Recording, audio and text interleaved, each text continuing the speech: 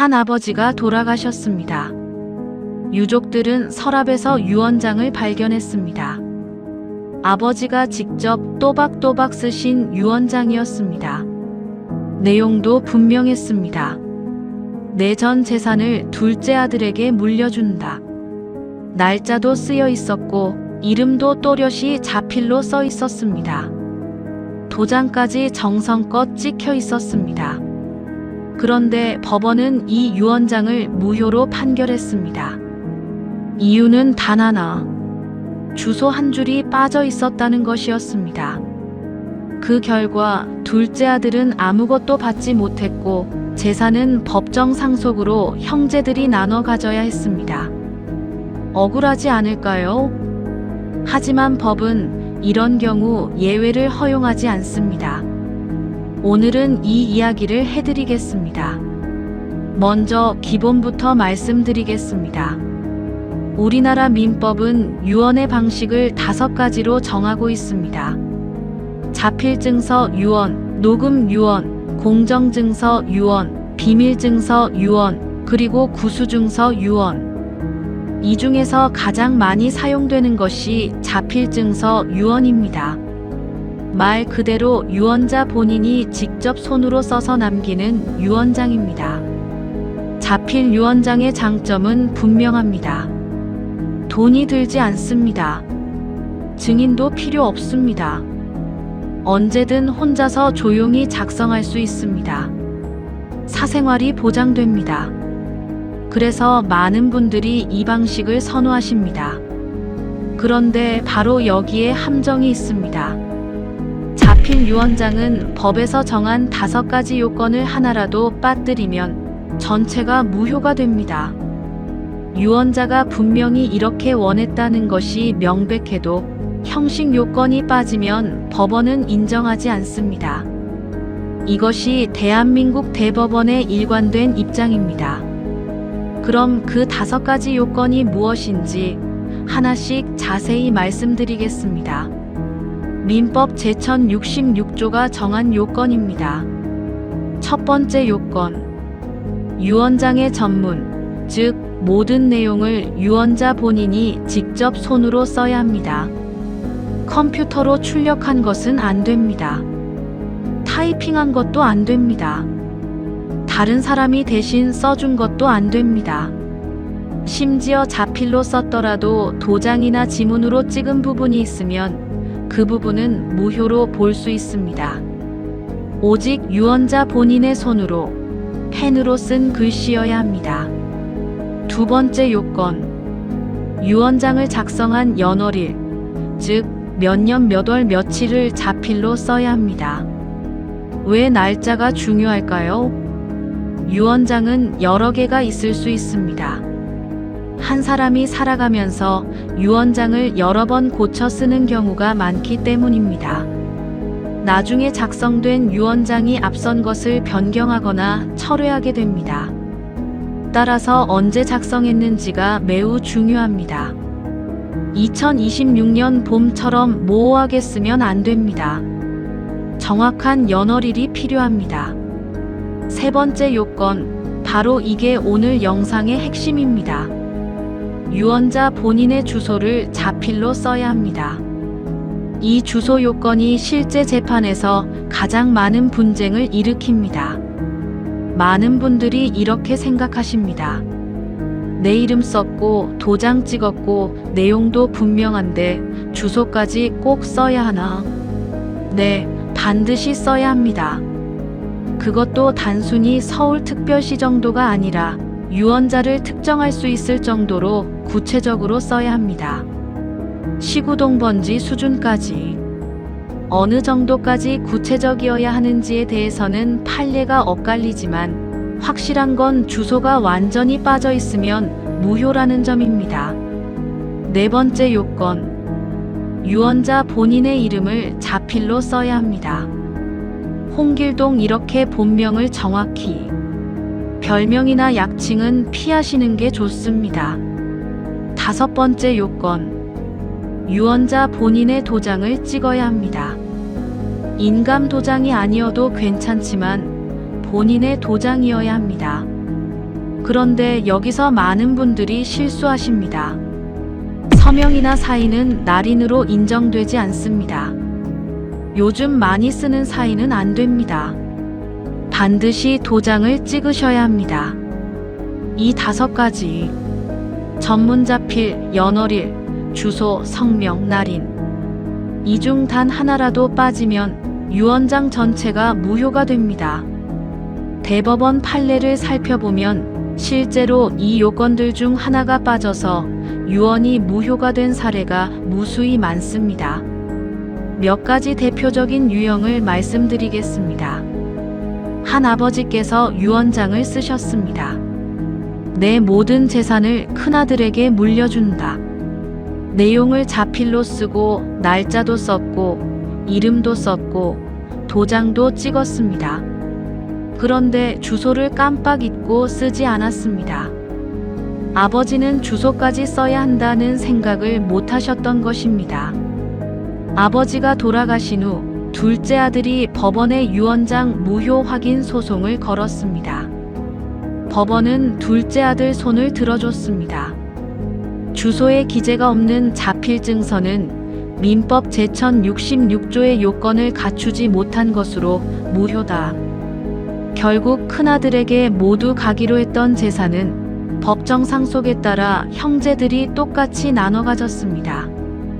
아버지의 명확한 뜻은 주소 한 줄이 없었다는 이유로 무효가 된 것입니다. 또 다른 사례입니다. 한 어머니께서 유언장을 쓰셨습니다. 모든 내용을 자필로 정성스럽게 적으셨습니다. 날짜도 주소도 이름도 모두 빠짐없이. 그런데 마지막에 도장 대신 사인을 하셨습니다. 평소 습관대로 자신의 이름을 한 번 더 흘려 쓰는 식으로 서명을 한 것입니다. 어머니는 아마 이게 내 사인이니까 확실하다고 생각하셨을 겁니다. 하지만 법원은 이 유언장도 무효로 판단했습니다. 민법이 요구하는 날인 은 도장이어야 하고 서명은 이에 해당하지 않는다는 것이었습니다. 세 번째 사례는 요즘 더 흔합니다. 컴퓨터로 내용을 깔끔하게 타이핑해서 출력한 뒤 이름과 날짜만 자필로 쓰고 도장을 찍는 경우입니다.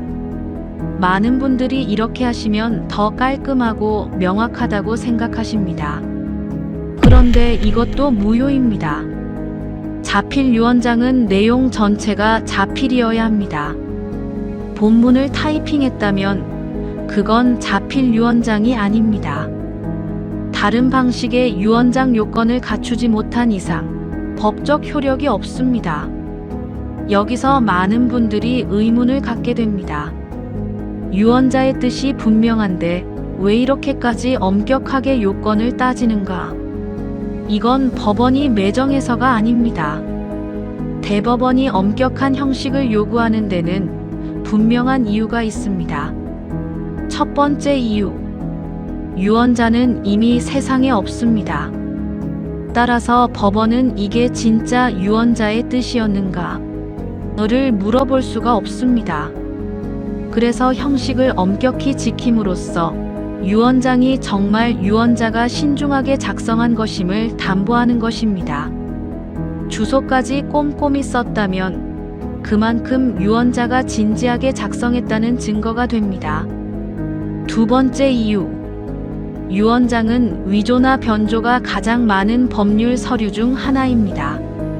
본인이 죽고 나서 새로 쓸 수 있는 게 아니기 때문에 누군가 악의로 조작하면 바로잡기 힘듭니다. 그래서 법은 형식 요건을 통해 최소한의 진정성 확인 장치를 둔 것입니다. 주소, 이름, 날인 이 모든 것이 유언자 본인의 것임을 확인하는 절차입니다. 세 번째 이유, 유언장 하나 때문에 형제들이 평생 원수가 되는 경우가 많습니다. 형식이 느슨하면 이게 진짜 유언장인가? 를 둘러싸고 끝없이 다투게 됩니다. 법원은 명확한 형식 기준을 통해 형식을 갖췄으면 유효, 못 갖췄으면 무효라는 간명한 판단 체계를 유지합니다. 이게 오히려 분쟁을 줄이는 방법이라는 것입니다. 이쯤 되면 궁금해지실 겁니다. 그럼 자필 유언장은 안 쓰는 게 나은가? 제 답변은 이렇습니다. 재산이 크거나 가족 분쟁 가능성이 있다면 반드시 공정증서 유언을 선택하시기 바랍니다. 공정증서 유언은 이렇게 작성됩니다. 첫째, 공증인 사무소에 가셔서 공증인 앞에서 유언 내용을 말씀하십니다. 둘째, 증인 2명이 함께 자리해야 합니다. 셋째, 공증인이 유언 내용을 문서로 작성하고 유언자와 증인들이 확인 후 서명 날인합니다. 이 방식의 장점은 분명합니다. 첫째, 형식 요건에 대한 걱정이 없습니다. 법률 전문가인 공증인이 알아서 요건을 맞춰줍니다. 주소 한 줄 빠져서 무효가 될 일이 없습니다. 둘째, 원본이 공증인 사무소에 보관됩니다. 분실이나 변조의 위험이 없습니다. 유언자가 사망한 후 가족이 공증인 사무소에 요청하면 원본을 받을 수 있습니다. 셋째, 검인 절차가 필요 없습니다. 자필 유언장은 유언자 사망 후 법원에서 검인이라는 절차를 거쳐야 합니다. 이 과정에서만 수개월이 걸릴 수 있습니다. 공정증서 유언은 이 절차가 생략되어 바로 효력을 발휘합니다. 비용은 상속 재산 규모에 따라 다릅니다. 일반적으로 수십만 원 선입니다. 재산 규모가 아주 크면 100만 원을 넘기도 합니다. 하지만 생각해 보세요. 수천만 원, 수억 원의 재산을 지키는데 그 정도 비용은 정말 작은 것입니다. 주소 한 줄 때문에 재산이 엉뚱한 사람에게 가는 것보다는 훨씬 낫습니다. 오늘 말씀드린 내용을 정리하면서 실천 가이드로 마무리하겠습니다. 이미 자필 유언장이 있으시다면 지금 당장 꺼내서 5가지 요건을 확인하세요. 전문 자필, 연월일, 주소, 성명, 날인. 하나라도 빠져 있으면 새로 작성하셔야 합니다. 만약 유언장을 새로 쓰실 계획이라면 가능하면 공정증서 유언을 선택하시기 바랍니다. 작은 비용으로 큰 안전을 사는 일입니다. 그래도 자필 유언장을 고집하신다면 다음 3가지를 꼭 지켜주세요. 하나, 전체 내용을 본인 손으로 처음부터 끝까지 쓰시기. 둘, 시구동 번지까지 구체적인 주소를 쓰시기. 셋, 사인 말고 반드시 도장을 찍으시기. 그리고 가능하면 가족 중 1명에게 이런 유언장이 어디에 있다는 사실만이라도 알려두세요. 유언장을 아무도 찾지 못하면 있으나마나입니다. 오늘은 자필 유언장의 함정과 그것을 피하는 방법을 말씀드렸습니다.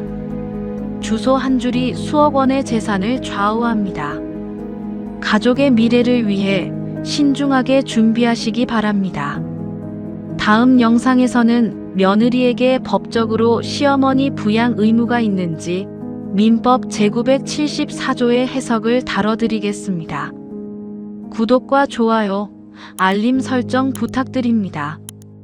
감사합니다.